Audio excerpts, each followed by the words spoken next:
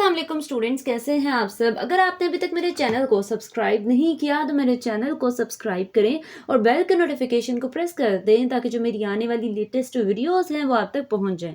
आज की जो मेरी वीडियो है इसमें मैं solve problem number supplementary problem number 99 को एक्सप्लेन करने लगी हूँ। तो सबसे पहले क्वेश्चन की स्टेटमेंट देखते हैं। स्टेटमेंट में क्या लिखा हुआ है, आप लोगों ने प्रूव करना है। हमारे पास गिवन एक एक्सप्रेशन है, ठीक है। उसमें कह रहे हैं डेल का डॉट प्रोडक्ट लें अगर ए क्रॉस बी के साथ, वो किसके इक्वल होता है, vector V dot del cross vector A minus vector A और ब्रैकेट के अंदर क्या आ जाएगा, डेल क्रॉस वेक्टर बी, ठीक है। वो कहते हैं ये चीज़ आप लोगों ने प्रूव करनी है। तो सबसे पहले लेफ्ट हैंड साइड अगर आप देखें तो ये चीज़ हमें पता चल रही है कि ए और मतलब वेक्टर ए और वेक्टर बी की कोई ना कोई वैल्यूज होंगी और उनका हम लोगों ने क्रॉस प्रोडक्ट लेना है। तो इसका सोल्यूशन कैसे किया जाएगा। सबसे पहले मैंने लिखना है लेट वेक्टर ए की अगर आप वैल्यू देखें तो वो मेरे पास a1 आई कैप प्लस a2 जे कैप प्लस a3 के कैप है। फिर उसके बाद अगर वेक्टर बी की बात करें तो वो क्या है, मेरे पास b1 आई कैप प्लस b2 जे कैप प्लस b3 के कैप, ये मेरे पास ये दोनों वैल्यूज़ हैं। फिर उसके बाद अगर ये दो वैल्यूज़ मेरे पास गिवन है, देन अगर ए का क्रॉस प्रोडक्ट लिया जाए बी के साथ तो किसके इक्वल आएगा, ऊपर आई जे के आ जाएगा, इसके साथ a1 a2 a3 b1 b2 b3 आ जाएगा, ठीक है। मतलब इस तरह से हम लोगों ने 3 क्रॉस 3 के डिटर्मिनेंट में लिख देना है। जब भी क्रॉस प्रोडक्ट की बात आती है तो हम क्या करते हैं, हम 3 क्रॉस 3 का डिटर्मिनेंट लिखते हैं, ऊपर आई जे की वैल्यूज़ आती हैं, फिर फर्स्ट टर्म की वैल्यूज़ लिखती जाती हैं और उसके बाद सेकेंड टर्म की वैल्यूज़ लिखती जाती हैं।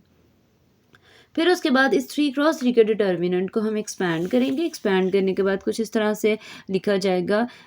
प्रीवियस जितनी भी वीडियोस हैं उसमें मैंने ये 3 क्रॉस 3 के डिटर्मिनेंट को एक्सप्लेन कर चुकी हूँ। अगर आई की बात करें तो इस आई कैप की बात करें तो आई कैप के साथ इसको और ये जो मेरे पास टर्म है इसको स्किप कर देना है, बाकी दोनों वैल्यूज़ लिख देनी है। फिर जे कैप के अगर देखें तो माइनस के साथ ये टर्म स्किप कर देनी है और फिर उसके बाद इस टर्म को स्किप कर देना है।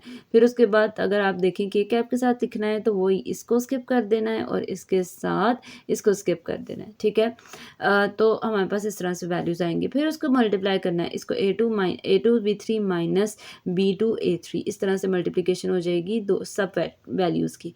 फिर उसके बाद ये माइनस है, माइनस अंदर वाली वैल्यूज़ की साइन चेंज कर देगा और ये वाली वैल्यू कुछ इस तरह से मेरे पास जो फाइनल रिजल्ट है a क्रॉस b का वो इस तरह से आ जाएगा। फिर उसके बाद इसका डॉट प्रोडक्ट ले लेना है डेल के साथ, ठीक है। जब मैं डेल के साथ डॉट प्रोडक्ट लूँगी तो del dot A cross B is equal to del की value partial over partial x I cap plus partial over partial y J cap plus partial over partial z K cap आ जाएगी। और फिर ये सारी value आप लोगों ने ब्रैकेट की फॉर्म में लिख देनी है, ठीक है। पहले आई कैप फिर जे कैप फिर के कैप आ जाएगा।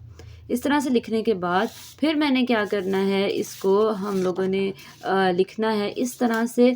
मतलब यह है कि आई डॉट आई 1 हो जाएगा, जे डॉट जे 1 हो जाएगा, के डॉट के 1 हो जाएगा और इसकी वैल्यूज़ आपस में एक दूसरे के साथ मल्टीप्लाई हो जाएंगी कुछ इस तरह से, ठीक है।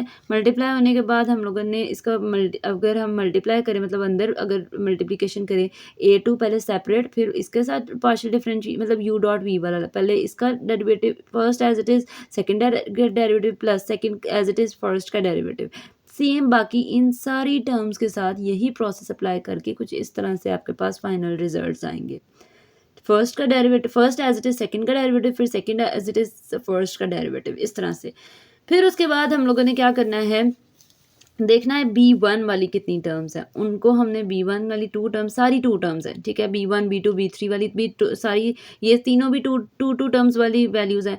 a1 a2 a3 ये भी 2 टर्म्स वाली, इन सबको कंबाइन करके लिखना है और जो b1 बाहर आ जाएगा ब्रैकेट के अंदर ये वाली वैल्यूज़ प्लस b2 फिर अगेन बाहर आ जाएगा, बाकी वैल्यूज़ इस तरह से लिखी जाएंगी, प्लस b3 इस तरह से आएगा और फिर बाकी वैल्यूज़ लिखी जाएंगी। फिर अब a1 के साथ माइनस है वो एज इट इज़ a2 के साथ भी माइनस है उसके साथ माइनस लिखा जाएगा और a3 के साथ भी माइनस आ जाएगा, कुछ इस तरह से लिखा जाएगा। फिर हमने b1 b2 b3 को सेपरेट लिख देना है, मतलब b1 b2 b3 के साथ b1 के साथ आई कैप b2 के साथ जे कैप b3 के साथ के कैप आ जाएगा और फिर अंदर वाली जो वैल्यूज़ है उसके साथ आई कैप जे कैप के कैप आ जाएगा। फिर minus a1 a2 a3 a1 आई कैप a2 जे कैप a3 के कैप इस तरह से ब्रैकेट में आ जाएगा और अंदर वाली वैल्यूज़ के साथ भी आई कैप जे कैप के कैप आ जाएगा, ठीक है। और फिर हम लोगों ने अगर आप देखें तो इसकी जगह इस पूरी वैल्यू के साथ वेक्टर बी आ जाएगा। ये डेल क्रॉस ए का आंसर है, उसकी जगह डेल क्रॉस ए आ जाएगा, मतलब फाइनल रिजल्ट पे हमने लिखना है फिर। और अगर आप इसको देखें तो ये जो माइनस के साथ A1 A2 A3 है, इसके वेक्टर ए आ जाएगा। और बाकी फिर जो अगर आगे आप देखें पूरी वैल्यू जो लिखी हुई है उसकी जगह क्या आ जाएगा, डेल क्रॉस बी। जो ये वैल्यू लिखी है वो कुछ इस तरह से लिख दी जाएगी, डेल क्रॉस बी की फॉर्म में, ये देखिए इस तरह से, ठीक है। और फिर हमने लास्ट पे हाईलाइट कर देना है, इसको लिस्ट लिख देना है कि लेफ्ट हैंड साइड किसके इक्वल है, राइट हैंड साइड के इक्वल है। और लास्ट पे आपने हैंड्स प्रूफ लिख देना है। तो जो चीज़ हमने प्रूफ करनी थी वो हो गई है। ये थे जी आज की मेरी वीडियो। होपफुली आपको मेरी वीडियो अच्छी लगी होगी। अगर आपको मेरी वीडियो अच्छी लगे तो वीडियो को लाइक करें और सब्सक्राइब करना मत भूलिएगा। तो इंशाल्लाह जो नेक्स्ट वीडियो होगी वो फर्दर सप्लीमेंट्री प्रॉब्लम से रिलेटेड होगी। तो तब तक के लिए अल्लाह हाफिज़।